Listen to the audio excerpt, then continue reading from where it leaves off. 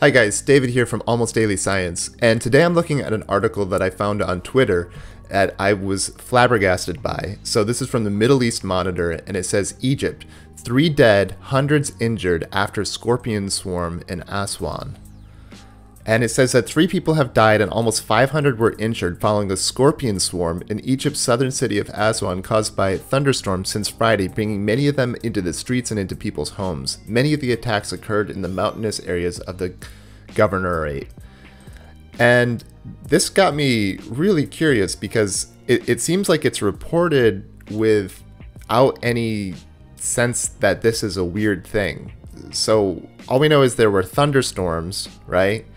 And following this, there was a swarm in the city in which it looks like 89 people were hospitalized, with hundreds others receiving treatment in nearby hospitals. And it just struck me with this article that this was not strange. I'm kind of having culture shock reading this article simply because it's very short and there's almost nothing said about it. It says that they were barring ships from the river Nile and Lake Nasser from traveling too close to the city. There were some roads closed. Local residents have been advised to stay at home and avoid places with many trees. And then it just talks about Egypt's fat-tailed scorpions are considered to be among the most deadly in the world. But basically, I guess this is maybe a common thing that when in certain parts of Egypt, when you have thunderstorms, you also have scorpion swarms. So I tried to find more information on this, and first I looked at Google Scholar to see if there was anything connection between scorpions and flooding. I also searched scorpion and thunderstorm, and I haven't really found anything that's pertinent or pertaining to this. I don't know if this is something that's not documented by science. Obviously, it's not crazy to the people who are common readers for the Middle East Monitor. Yahoo News also is reporting on it. They're citing the BBC and Sky News Australia and a couple other. And it does provide a little bit more context. That it says heavy rain, hail, and dust storms near the River Nile forced scorpions and snakes out of the ground.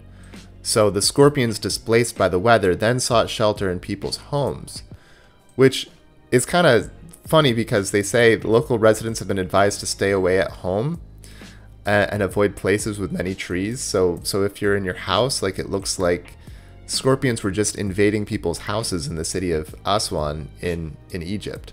And I haven't been able to find any sort of scientific documentation of this phenomenon, but I suppose it's kind of common. So other than this flurry of articles that came out this week, the only other source I've been able to find is this article on a pest control website from Arizona in the United States, which is another region where you have scorpions.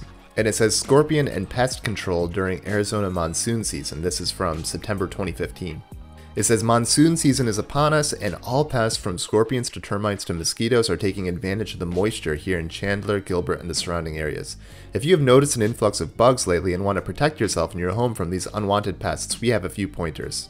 It says, pertaining to scorpions, that heavy rains may flush out scorpions from their hiding places, or they may take advantage of other insects being displaced by the wind and rain, so scorpions may be more active hunting after big storms. It looks like the biggest steps to keeping these critters out of your house will be to ensure your home is tightly sealed and prevent piles of debris from accumulating inside and outside. Instead of using cardboard boxes for storage in your garage or shed, opt for plastic totes that are harder for scorpions to invade. To help prevent stings, always wear shoes inside and out. And also, when working outside to clean up these piles, be sure to wear gloves. Well, so I guess this is a thing. What's interesting is that according to Google Scholar anyway, it doesn't really seem to be a phenomenon that any scientists have really been interested in enough to actually kind of document and study. But for me, this was like the craziest thing I ever heard, and I kind of enjoyed the fact that it was reported in a highly matter-of-fact way from the Middle East Monitor, so I guess this is just normal. So if you live in an area where you have to worry about thunderstorms possibly precipitating a scorpion attack, please let me know because this is pretty wild and interesting to me. It's kind of funny, I have a young son who is terrified of thunderstorms, And, I tell him, hey, there's no harm in a thunderstorm. It's just a bunch of loud noise and things like that. But I also live in a region where I don't have to say, listen, thunderstorms are perfectly safe except for the scorpions. And I think that would maybe change the messaging a little bit. So speaking of thunderstorms and floods and plagues of scorpions and the end of the world, I'm looking at the full COP26 draft agreement, which has finally been signed. And it has a lot of different things that to say about science and finance. It's talking about climate change mitigation, implementation, all kinds of buzzwords. And what's interesting is that I think that mostly it's a lot of political fluff, like most of these things are. But I'm curious what we can find out by just doing a few keyword searches. So the first thing that I searched on is I found that the word coal is present in one article. It says Article 19 calls upon parties to accelerate the phasing out of coal and subsidies for fossil fuels. I've actually saw another article that says that in subsequent drafts, they're going to change it from accelerating the phasing out of coal to the phasing down of coal. So what's interesting is that other than mentioning the phasing out of coal, which I understand in subsequent drafts is going to say the phasing down of coal instead of the phasing out of coal, there's not really any specific mention of other specific tactics. There's no mention of solar or wind or nuclear. And instead, it seems to be a long collection of word salad, primarily aimed at getting money. That seems to be the main thing. And what's also interesting is that overall, there seems to be a lack of substantive scientific claims. The most substantive claim seems to be in Article 16, which recognizes that the impacts of climate change will be much lower at the temperature increase of 1.5 degrees C compared to 2 degrees C, and resolves to pursue efforts to limit the temperature increase to 1.5 degrees C. You don't have to be a climate scientist to recognize that this type of specific prediction is the least credible aspect of climate science. Basically, this kind of claim relies on complex modeling and simulation going out over decades.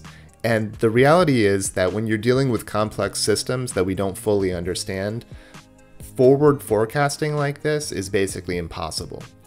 If you doubt that, all you have to do is consider the fact that some of the most brilliant minds in the world are focused on trying to predict the directional movement of stocks.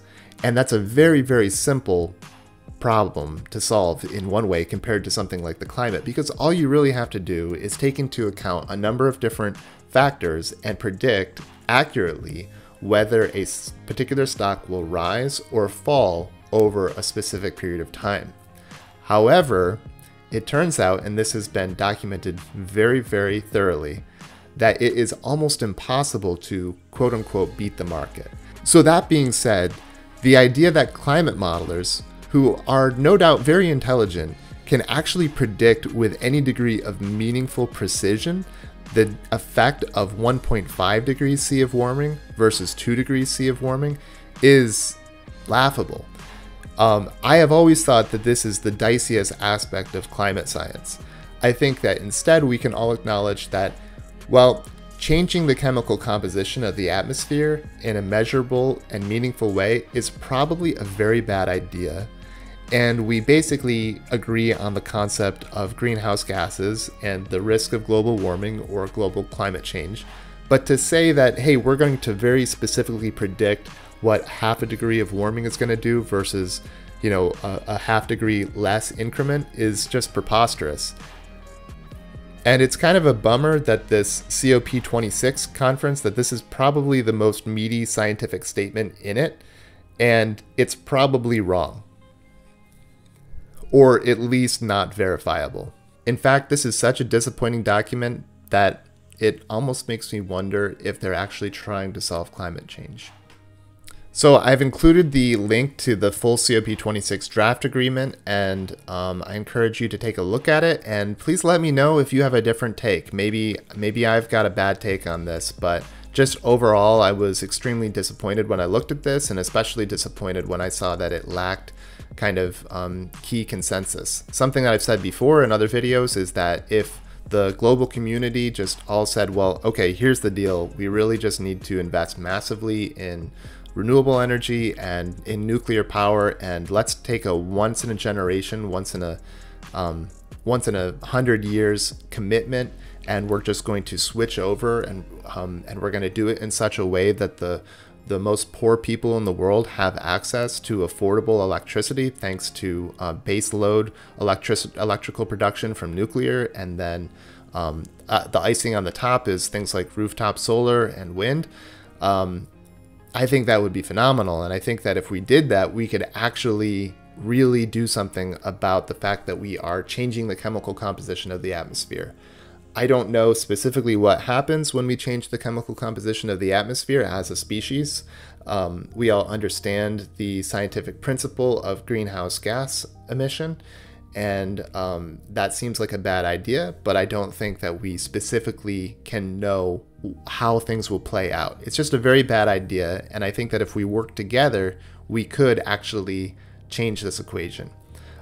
It doesn't look like we're doing that yet. I guess it's good that people are getting together and talking, but I think that COP26 was fundamentally a failure. And I'm curious to know what your take is. Maybe there's, somewhere buried in all of these affirmations and recognitions and implementation calls, which don't seem particularly substantive at all. Things like, we strongly urge people to do this, we welcome the action. It just seems like a waste of time. Well, thanks so much for watching. This has been another science update. If you enjoyed the video or found it useful in any way, I'd appreciate it if you would like and subscribe, and I hope you'll join me again in the future soon. Bye.